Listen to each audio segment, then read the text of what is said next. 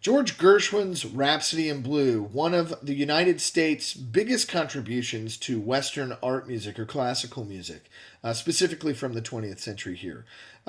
George Gershwin impressively wrote this piece, or began this piece anyway, while riding a train, which is kind of impressive to begin with. He wrote it last minute, and it ended up being the central piece on a concert, and he wrote it incredibly quickly.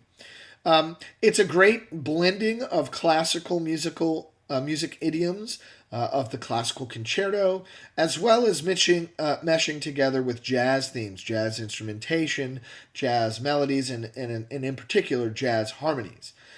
It was an immediate success, and George Gershwin basically was able to land his entire career at the feet of this piece. It's performed thousands of times every year globally. It's incredibly popular with audiences, but it saddens me a little bit that it's as popular as it is, simply because this is a really good example of what we call cultural appropriation. George Gershwin is a Jewish white guy from the Bronx who cashes in on an African American art form, and he makes massive money. It sets his career to new heights, whereas Louis Armstrong, who is famous, doesn't reach the same level.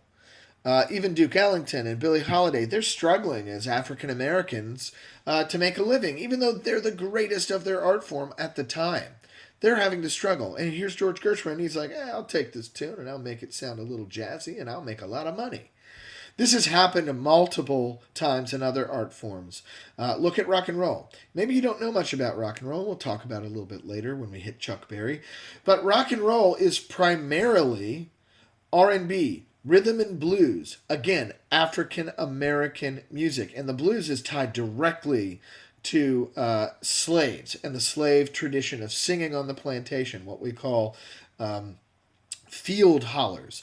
Anyway, there are plenty of black artists in early rock and roll who don't make it huge simply because of the color of their skin.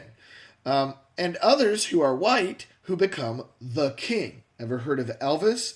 One of Elvis's most famous songs is called Hound Dog. You ain't nothing but a hound dog, right? That's in Forrest Gump. You see it all over the place. It's an incredibly famous song. It's an Elvis standard, not written by him.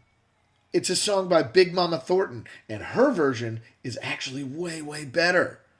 But here it is, a white guy takes a song written or at least performed originally by a black artist. It's black music for black artists, for black audiences even, and the white guys cash in on it. Now, it's not just white folks that do this, but and there are plenty of other times in Europe where this has happened with the Moors or dark-skinned Spaniards or people from Muslim countries, the Middle East.